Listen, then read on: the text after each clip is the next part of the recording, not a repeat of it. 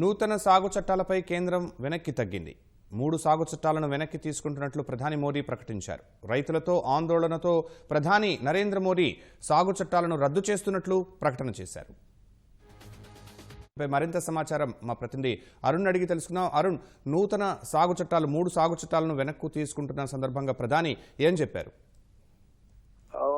కేంద్ర ప్రభుత్వం తీసుకొచ్చినటువంటి మూడు వ్యవసాయ చట్టాలను ప్రస్తుతం రైతులంతా వ్యతిరేకిస్తున్నారు. దేశవ్యాప్తంగా అనేక చోట్ల ఆందోళనలు కొనసాగుతున్నాయి. దీంతో పాటుగా ఢిల్లీ సరిహద్దుల్లో గత సంవత్సరన్నర కాలంగా జరుగుతున్నటువంటి ఆందోళనల నేపథ్యంలో ఈ రోజు గురు పౌర్ణమి, సిక్కులకు అత్యంత పవిత్రమైనటువంటి రోజు. ఈ రోజుని నేను అవకాశంగా తీసుకుంటున్నాను.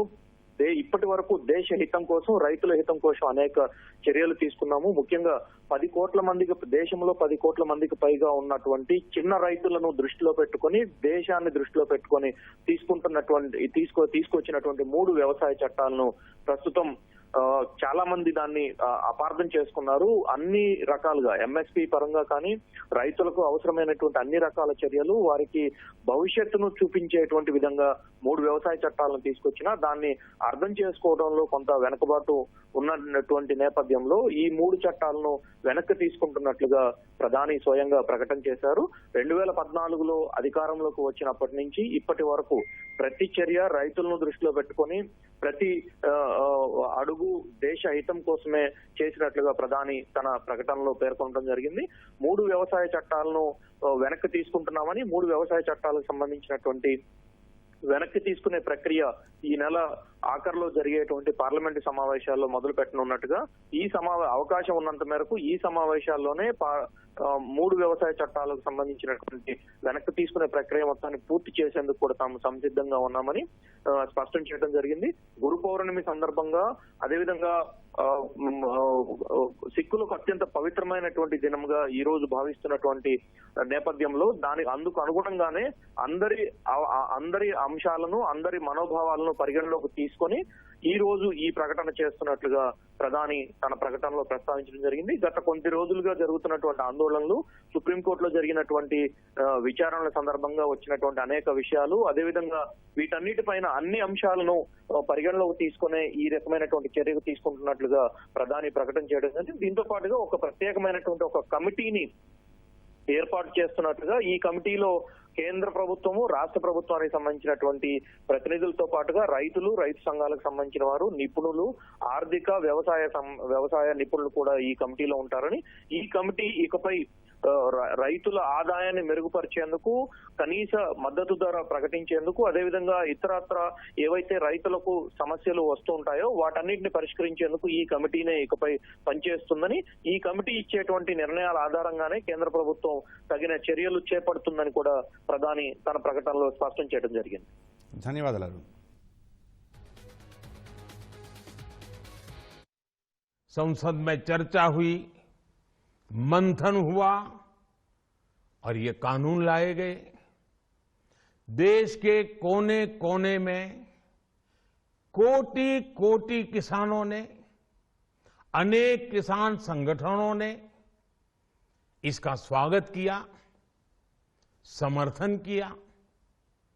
मैं आज उन सभी का बहुत बहुत आभारी हूं, धन्यवाद करना चाहता हूं। साथियों, हमारी सरकार किसानों के कल्याण के लिए, खासकर छोटे किसानों के कल्याण के लिए, देश के कृषि जगत के हित में, देश के हित में, गांव गरीब के उज्जवल भविष्य के लिए पूरी सत्यनिष्ठा से, किसानों के प्रति पूर्ण समर्पण भाव से, नेक नियत से ये कानून लेकर आई थी। लेकिन इतनी पवित्र बात, पूर्ण रूप से शुद्ध किसानों के हित की बात, हम अपने प्रयासों के बावजूद कुछ किसानों को समझा नहीं पाए। भले ही किसानों का एक वर्ग ही विरोध कर रहा था, लेकिन फिर भी ये हमारे लिए महत्वपूर्ण था। कृषि अर्थशास्त्रियों ने, वैज्ञानिकों ने, प्रगतिशील किसानों ने भी उन्हें कृषि कानूनों के महत्व को समझाने का भरपूर प्रयास भी किया। हम पूरी विनम्रता से, खुले मन से उन्हें समझाते रहे। अनेक माध्यमों से व्यक्तिगत और सामूहिक बातचीत भी लगातार होती रही। हमने किसानों की बातों को, उनके तर्क को समझने में भी कोई कोर कसर बाकी नहीं छोड़ी। कानून के जिन प्रावधानों पर उन्हें ऐतराज था, सरकार उन्हें बदलने के लिए भी तैयार हो गई। 2 साल तक हमने इन कानूनों को सस्पेंड करने का भी प्रस्ताव दिया। इसी दौरान ये विषय माननीय सर्वोच्च न्यायालय के पास भी चला गया। ये सारी बातें देश के सामने है, इसलिए मैं इनके अधिक विस्तार में नहीं जाऊंगा। साथियों, मैं आज देशवासियों से क्षमा मांगते हुए सच्चे मन से और पवित्र हृदय से कहना चाहता हूं कि शायद हमारी तपस्या में ही कोई कमी रही होगी, जिसके कारण दिए के प्रकाश जैसा सत्य कुछ किसान भाइयों को हम समझा नहीं पाए। आज गुरु नानक देव जी का पवित्र प्रकाश पर्व है। ये समय किसी को भी दोष देने का नहीं है। आज मैं आपको, पूरे देश को ये बताने आया हूं कि हमने 3 कृषि कानूनों को वापस लेने का, रिपील करने का निर्णय लिया है। इस महीने के अंत में शुरू होने जा रहे संसद सत्र में, इसी महीने में, हम 3 कृषि कानूनों को रिपील करने की संवैधानिक प्रक्रिया को पूरा कर देंगे।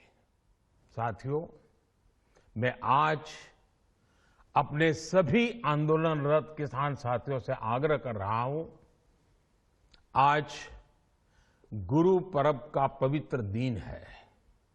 अब आप अपने अपने घर लौटे, अपने खेत में लौटे, अपने परिवार के बीच लौटे। आइए एक नई शुरुआत करते हैं, नए सिरे से आगे बढ़ते हैं। साथियों, आज ही सरकार ने कृषि क्षेत्र से जुड़ा एक और अहम फैसला लिया है। 0 बजट खेती यानी प्राकृतिक खेती को बढ़ावा देने के लिए इस बार